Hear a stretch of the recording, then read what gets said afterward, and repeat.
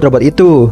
Di rumah sakit, Lawrence didatangi oleh anak-anak yang waktu itu ia hibur. Si anak-anak yang usil itu tiba-tiba aja membuka koper milik Lawrence, dan para burung merpati pun berterbangan. Dua anak yang penasaran itu pun diusir oleh suster yang sama-sama penasaran isi kopernya Lawrence.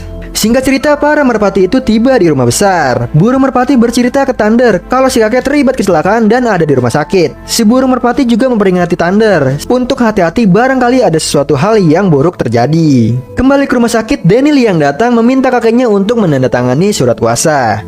Si kakek yang bodoh berpikir nih kalau Daniel akan membayar semua tagihan rumah sakit. Padahal nih si kakek menandatangani surat kuasa rumahnya. Singkat cerita, Daniel kembali ke rumah besar itu dengan membawa kopernya Lawrence. Selain itu nih, dia juga membawa klien yang akan membeli rumah besar itu. Thunder yang ada di dalam rumah akhirnya mengerti kalau Daniel akan menjual rumah ini dan akan mengusir semua yang tinggal di dalam rumah itu. Dua burung merpati itu lalu terbang dan sedikit menyerang klien si Daniel. Daniel tentu saja dimarahi habis-habisan oleh kliennya dan akhirnya mereka pun nggak jadi beli nih rumah itu.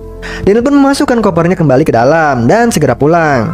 Jack dan Maggie pun segera keluar nih dari koper. Lagi-lagi ia menyalahkan Thunder atas semua kejadian yang menimpanya. Adu argumen pun terjadi nih pada para hewan-hewan itu. Jack dan Maggie akhirnya setuju agar Thunder tinggal di rumah besar itu karena si Daniel yang akan menjual rumah itu alergi dengan kucing. Tapi nih dengan satu syarat, ia harus dikurung. Pagi harinya Jack dan Maggie bercerita nih kalau mengurung Thunder bukanlah hal yang bagus. Nah, lalu para hewan-hewan lagi-lagi melihat klien milik Daniel datang. Kali ini Daniel menyediakan payung untuk menghalau para burung-burung itu. Di sisi lain, para hewan-hewan menjalankan rencananya. Si Daniel yang masuk ke dalam rumah menyuruh kliennya untuk tinggal dan melihat-lihat sendiri.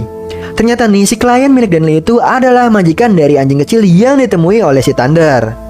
Nah, anjing kecil itu ketakutan dan tiba-tiba aja bertemu dengan Thunder yang terkurung. Thunder meminta anjing kecil itu untuk mengeluarkannya. Si anjing pun bergelantungan di ekor Thunder sampai kurungannya pun terjatuh. Klien yang mendengar suara benda jatuh pun segera balik langkah nih, tapi sayang dia tiba-tiba tergelincir dan jatuh. Thunder yang terbebas pun mulai keluar dari kurungan, tapi sayang nih Daniel lagi-lagi menangkapnya menggunakan sebuah ember. Untungnya nih yang ditangkap adalah seekor anjir milik klien, bukannya Thunder.